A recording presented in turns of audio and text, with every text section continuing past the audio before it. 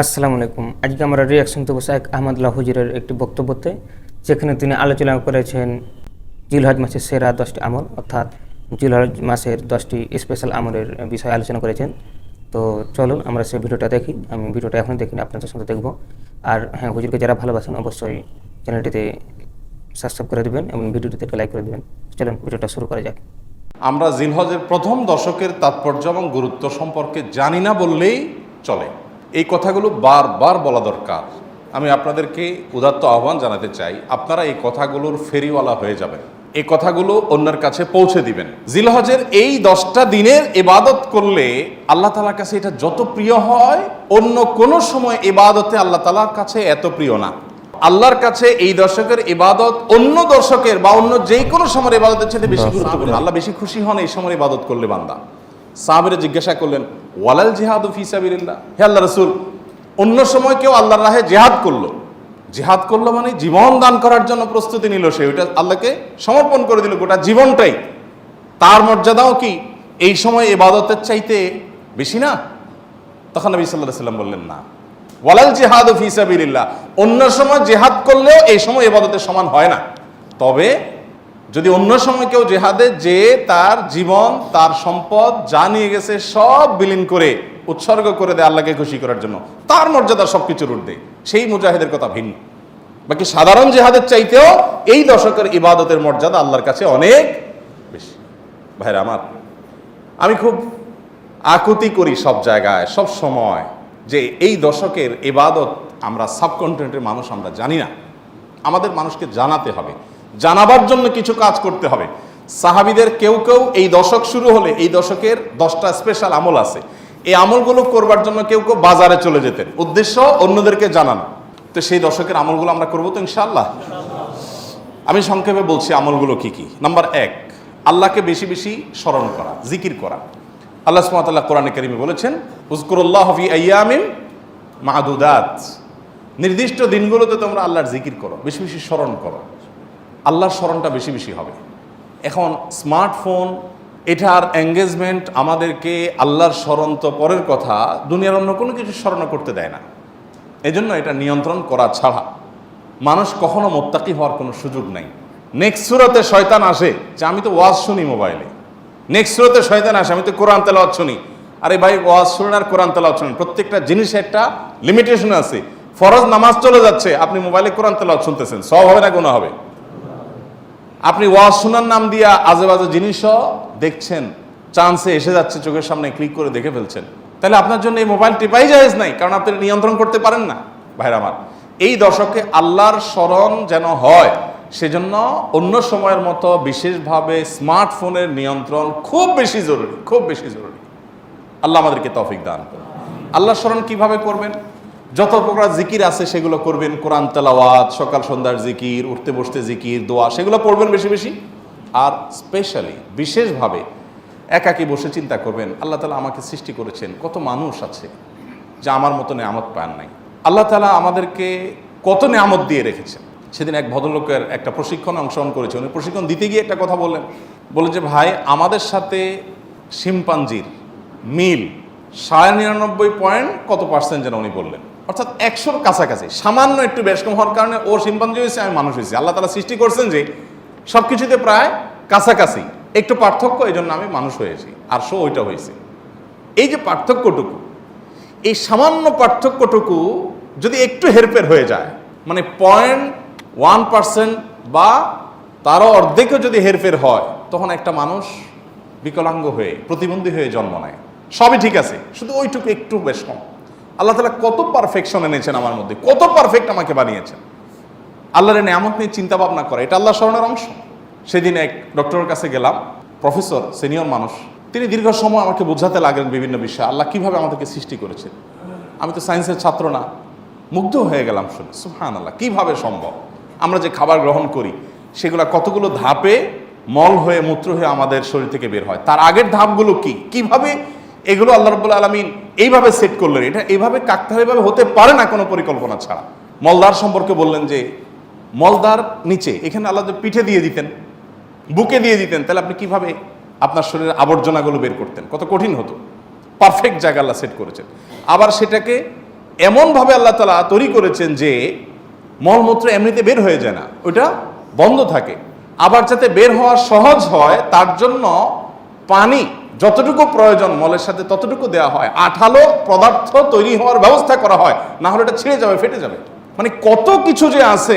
প্রায় 2.5 ঘন্টা, আমি একটা রোগী আমাকে উনি 2.5 ঘন্টা সময় দিলেন, অবশ্য রাতে, অন্য রোগী ছিল না কেউ, সব শেষ রোগী ছিলাম আমি।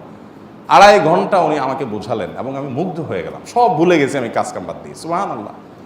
বললেন যে ভাই, আল্লাহ তাআলা কি নিয়ামত আপনার ভিতর দিয়ে রাখছে, আপনি এটা বুঝেন তো আপনার কপাল সিজদায় অবনত এমনিতেই হয়ে যাবে।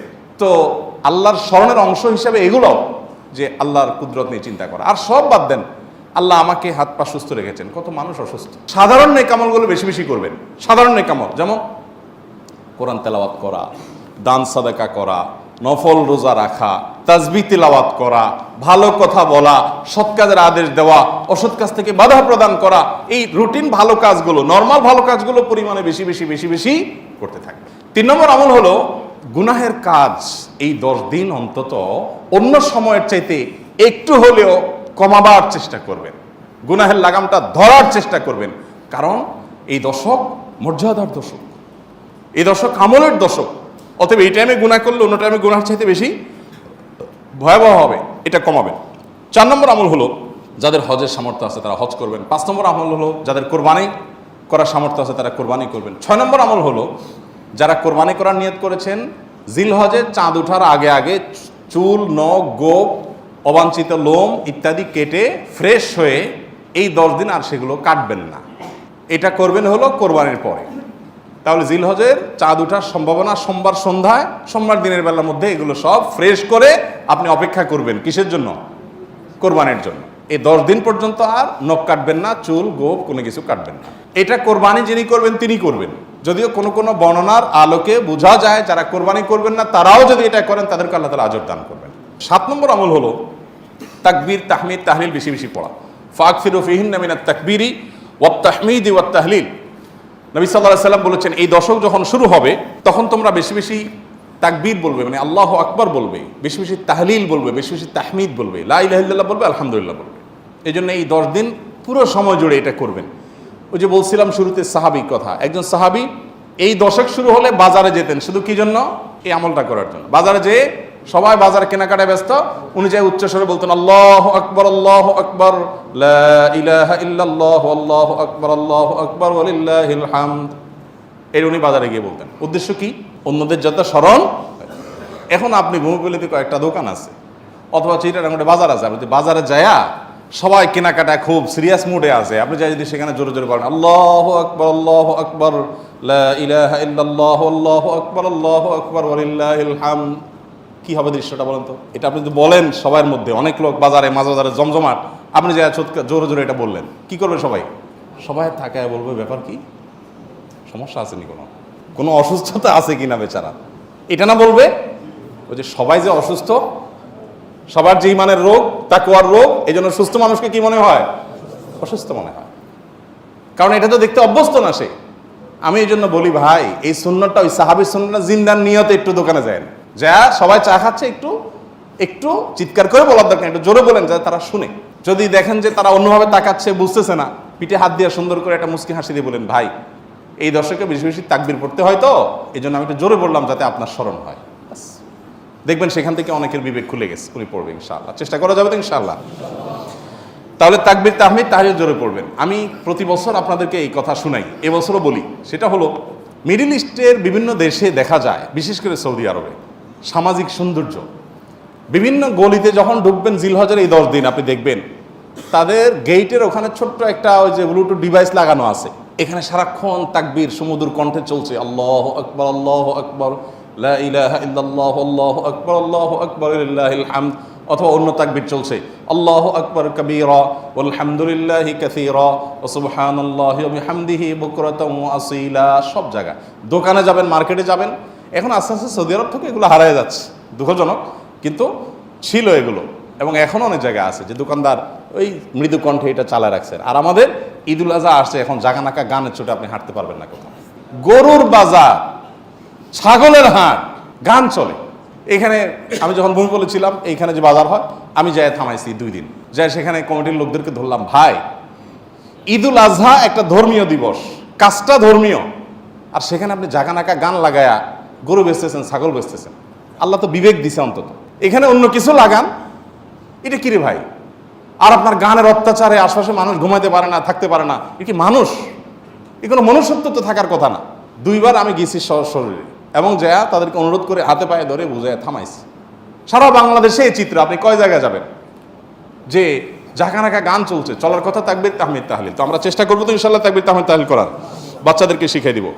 আর আরাফাতের দিন সকাল থেকে, জিলহজের 9 তারিখ ফজর থেকে নিয়ে 13 তারিখ আসর পর্যন্ত প্রত্যেক নামাজের পরে একবার করে তাকবীরে তাশরিকটা বিশেষভাবে পড়তে হবে, নারী পুরুষ সবাই। আর 9 নম্বর আমল হলো আরাফাত দিন রোজা রাখবেন। আরাফাত দিন রোজা রাখলে কি লাভ হবে? 1 বছর আগের আর 1 বছর পরের অগ্রিম, পরের বছর যদি বাঁচেন সেটারও ছোটোখাটো গুনাহগুলো আল্লাহ তাআলা মাফ করে দিবেন। আর 10 নম্বর আমল হলো ঈদুল আজহার সকল সুন্নাতগুলো আদায় করবেন। চেষ্টা করবো তো আমরা ইনশাআল্লাহ। প্রিয় বন্ধুরা, ভিডিওটি কেমন লেগেছে অবশ্যই আপনি কমেন্টে আপনার মতামত জানাতে পারেন। আর ভিডিওটি ভালো লাগলে ভিডিওটিতে একটা লাইক দিয়ে চ্যানেলটি সাবস্ক্রাইব করুন। ধন্যবাদ।